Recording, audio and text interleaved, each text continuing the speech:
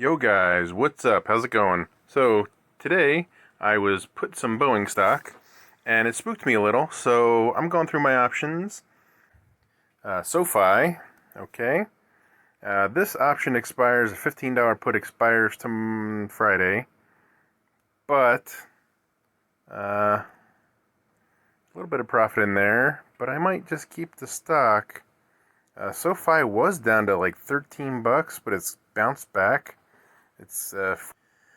So I'm just going to keep that around for a bit.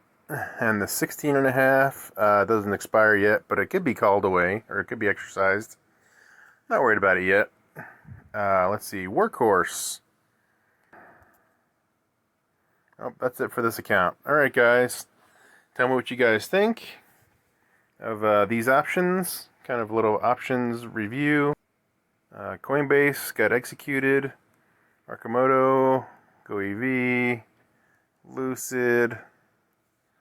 Okay, Palantir's expiring. I'm going to take 100% profit there. Okay, I think we're covered for this week.